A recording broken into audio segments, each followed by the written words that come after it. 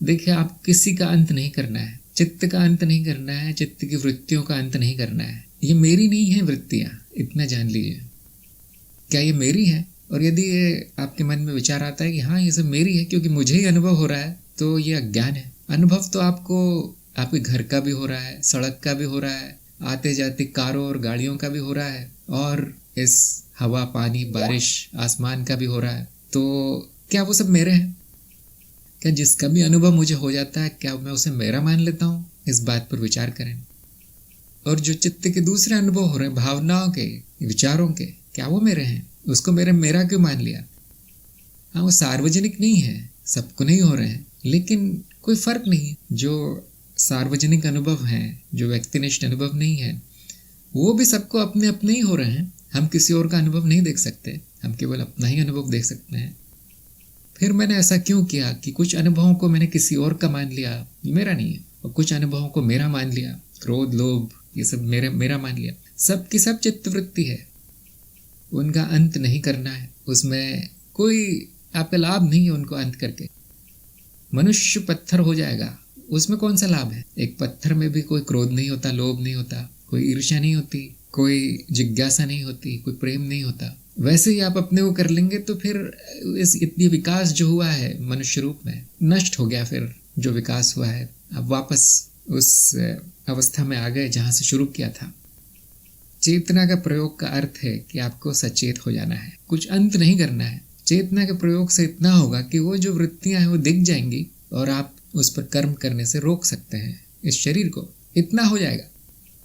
जैसे बारिश आती है, आपको दिख जाती है, तो आप क्या करते हैं? या तो घर के अंदर शरण लेते हैं, या तो छाता खोल लेते हैं, कहीं रुक जाते हैं किसी पेड़ के नीचे, कहीं भीग न जाऊं मैं पानी से। क्यों? क्योंकि चेतना है कि ये हो रहा है, अब मुझे कुछ ऐसा कर्म करना है कि मैं बच जाऊं, कोई बुरा फल ना आए पानी में भीगने से। आप कीचड़ में देख कर चलते हैं, पानी में पैर नहीं जाने देते। और जब बारिश होने की संभावना है तो आप छाता लेके निकलते हैं, कहीं जाते नहीं है कि कल करेंगे, आज तो बारिश है। इसी तरह से इस चित्त में विचारों की, भावनाओं की बारिश हो रही है, वासनाओं की बारिश हो रही है। सुबह उठते ही शुरू हो जाती बारिश। अब क्यों सारे कर्म हो जाते हैं उल्टे सीधे? क्योंकि चेतना नहीं है, आपने वो आसरा नहीं लिया, आपने शरण नहीं ली चेतना में। आपको पता भी नहीं कि ये विचार आएंगे, और फिर आपने अपने आप को तैयार नहीं किया है जब कर्म होने वाले होंगे तो उसके कर्मों के लिए। क्यों? मेरा मान लिया है इनको कि मैं तो ऐसा ही हूं। जब ये मैं भाव, जो अहम भाव, उसका नाश हो जाएगा, जो आत्मज्ञान से संभव है, तब चेतना आएगी। जब साक्षी भाव आएगा, साक्षी भाव आने के बाद आपको साक्षी भाव में रहना है। जो हो रहा है वो होते रहेगा। जैसे बारिश अपने आप होती है, हम कुछ नहीं करते बारिश को रोकने के लिए या बारिश को लाने के लिए। उसी तरह से वासनाएं, और उनसे वासनाओं के बाद जो वृत्तियां उठती हैं, चेतना से आपका बचाव होगा, बस कुछ अंत नहीं होगा। बुरे कर्मों से बच जाएंगे। चेतना होते के साथ आपको इतना समय मिल जाएगा कि जो वासना या भावना आई है उस पर कर्म ना हो जाए। और आप स्वयं देखेंगे कि जैसे जैसे चेतना बढ़ती है, कुछ वासनाएं या भावनाएं उठने से पहले ही आपको ज्ञान हो जाता है। जैसे आप वातावरण के बारे में सचेत है, तो वातावरण को देख के आपको ज्ञान हो जाएगा कि अब बारिश होने वाली है, अब आंधी आने वाली है, अब मुझे सचेत रहना है, अब मुझे कुछ करना है ताकि मेरा बचाव हो सके, कुछ गलती ना हो जाए मुझसे। उसी तरह से आप चित्त के वातावरण से भी सचेत रह सकते हैं। और धीरे धीरे इतना हो जाएगा कि वो आते ही साथ या उसके प्रकट होते ही साथ, बादल गरजते ही साथ, आप अपने आने वालों कर्मों को देख पाएंगे कि अब ये होने वाला है इस शरीर के द्वारा, या अब ये मैं बोलने वाला हूँ, तो वहीं पर आप रोक सकते हैं उसे। आपके पास एक स्वतंत्रता आ जाती है। आप इस मशीन से आपको एक मुक्ति मिल जाती है जो मशीन की तरह हो रहा था, और आपके पास दूसरा चुनाव आता है अब कि मैं कुछ और भी कर्म कर सकता हूँ इसकी जगह, जो होने वाले हैं उसकी जगह। और धीरे धीरे ऐसे सही कर्म चुनते चुनते फिर आपको चेतना की भी आवश्यकता नहीं है, अपने आप सही कर्म होंगे। जब ये सब वृत्तियां चलेंगी तो अपने आप एक समभाव में रहेंगे, समचित्त में रहेंगे।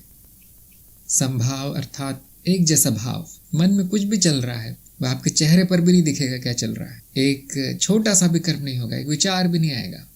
और ये कब होगा?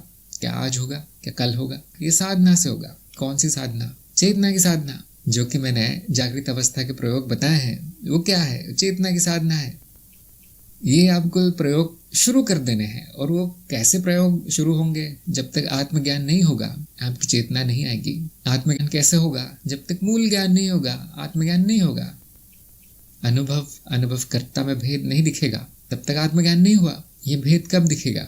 जब आप आत्मविचार करेंगे, जब जानने का प्रयास करेंगे कि ये अस्तित्व क्या है, ये अनुभव क्या है, ये अनुभव क्यों माया है, अनुभव कर्ता क्यों सत्य है, सत्य असत्य में भेद कैसे करें। ये सब मूल ज्ञान जब होगा तब आत्मज्ञान होगा। उसके बाद चेतना आएगी, उसके बाद प्रयोग होंगे, उसके बाद साधना होगी। उसके कई वर्षों के बाद वो इतना नियंत्रण आ जाएगा चित्त पर कि जो भी चल रहा उसमें, उससे किसी तरह का आप पर असर नहीं पड़ेगा। अभी भी अनुभवकर्ता पर कोई उसका असर नहीं पड़ता।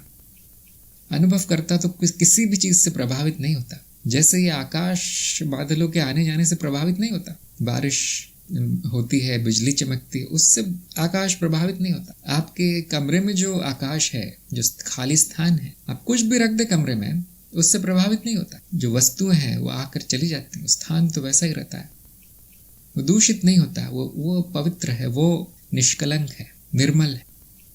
लेकिन आपको अज्ञान है कि मैं नहीं हूँ, मैं तो वो हूँ जो प्रभावित होता है। जैसे शरीर या चित्त, वो इन वृत्तियों से प्रभावित होता है, जो कि होना ही चाहिए, यही प्राकृतिक है। लेकिन आपको ये ज्ञान नहीं है कि मैं ये नहीं हूँ, चित्त वृत्ति नहीं हूँ, ये शरीर, वो शरीर, ये सब मैं नहीं हूँ। अभी आपको ज्ञान नहीं हुआ है, और हुआ भी है तो कहाँ सुना ज्ञान है? आपने बैठकर आत्मविचार नहीं किया है। आपने हो सकता है वीडियो देखे हो, लेकिन उनको आत्मसात नहीं किया, वीडियो को उन पर मनन नहीं किया, उस पर चिंतन नहीं किया कि जो वीडियो में बताया गया वो देख लो मैं सच है भी या नहीं। या तो फिर आपने मान लिया है कि हाँ ये ठीक है, इन्होंने जो कहा है, लेकिन उससे परिवर्तन नहीं आया कोई। उससे ये आप में एक जिज्ञासा या एक कह सकते हैं मुक्ति की इच्छा नहीं आई कि अब मुझे प्रयोग शुरू करना है, अब मुझे साधना शुरू करना है, अब मुझे जागृत अवस्था के प्रयोग शुरू करना है जो इन्होंने बताया है।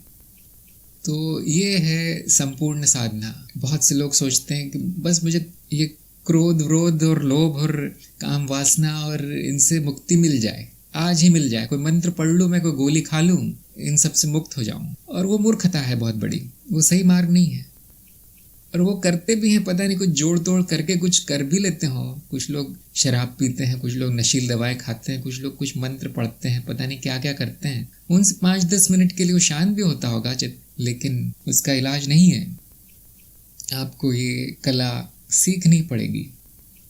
जो अनपढ़ है व्यक्ति, वो कुछ दिन काम चला लेता है, इधर उधर अंगूठा लगा के, और काम चल जाता है, 1 अक्षर 2 अक्षर लिखना सीख जाता है अपना नाम। लेकिन क्या वो इस समस्या का हल है कि मुझे आता नहीं पढ़ना लिखना? एक दिन उसको स्कूल जाना ही है, एक दिन उसको पढ़ना ही है, एक दिन उसको सारे क ख ग घ 1 2 3 4 जोड़ घटाओ ये सब सीखना ही है। तब जाकर समस्या का हल होगा, तब जाकर वो पढ़ा लिखा व्यक्ति बनेगा।